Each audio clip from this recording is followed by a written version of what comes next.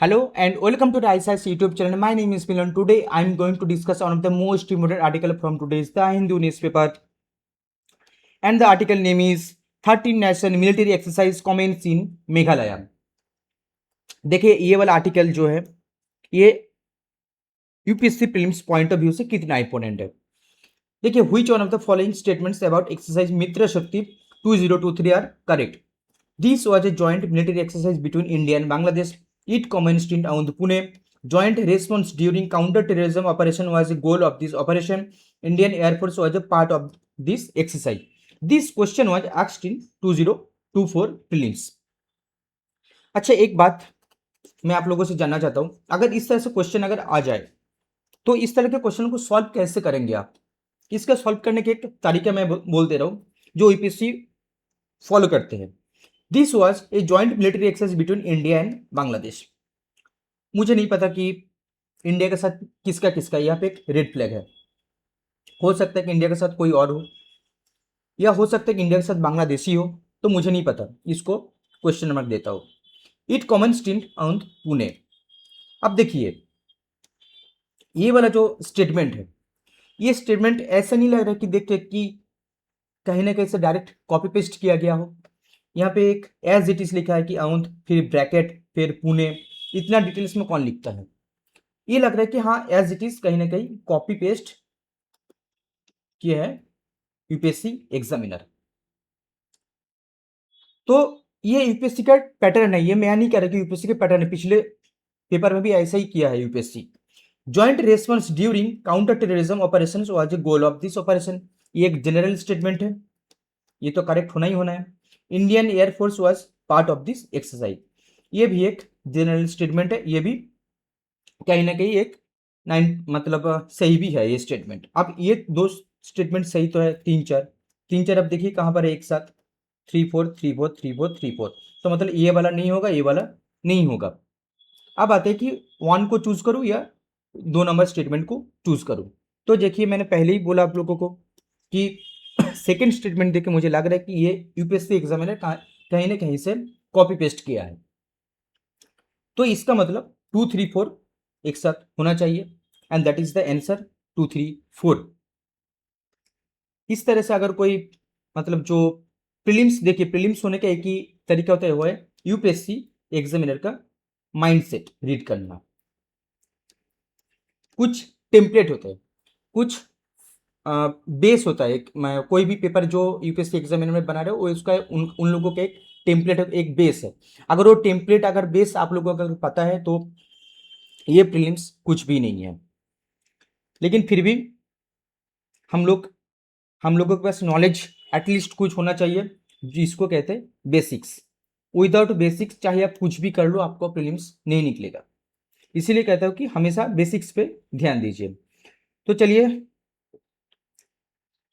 Start करते हैं article. अगर इस तरह का जो आर्टिकल है अगर आप लोगों को पसंद है, आप लोग और जानना चाहते हैं, तो प्लीज़ कमेंट करके बोलिए, मैं और भी वीडियो लेके आऊँगा इस प्रीवियस क्वेश्चन का ऊपर. तो देखिए ये वाला आर्टिकल इस पर आज हिंदू में आया है, 13 नेशन मिलिट्री एक्सरसाइज कॉमेंस इन मेघालय. बहुत ही छोटा आर्टिकल है, लेकिन फिर भी मैं वही बोल रहा हूँ, छोटा आर्टिकल है लेकिन 2 मार्क्स आपको नेक्स्ट प्रीलिम्स में दे के जाएगा अगर आप लोग अच्छे से पढ़ेंगे. तो पहले हम लोग क्या पढ़ेंगे? कॉन्टेक्स्ट, देन की highlights of exercise Pragati 2026, participated nations का नाम बारे में जानेंगे. Then we will know other important joint military exercise held in India 2026. तो चलिए कॉन्टेक्स्ट क्या है. Recently 13 nation military exercise Pragati 2026 begin at Meghalaya Umroi military station.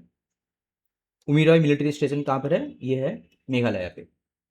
Highlighting India's growing role in regional security and defence cooperation with other regional countries. Key highlights: Pragati 2026 is a 30 nation multilateral military exercise hosted by the Indian Army in the Indian Ocean region. What is the aims and objective? It focuses on counter-terrorism. That is the most important. Operation in semi-mountainous and jungle terrain. The exercise also promotes the Atmanirbhar Bharat initiative by showcasing India's indigenous defense equipment and technology to partner nations. अब आते हैं कि participatory nations. Bhutan, Cambodia, Indonesia, Laos, Malaysia, Maldives, Myanmar, Nepal, Philippines, Seychelles, Sri Lanka and Vietnam.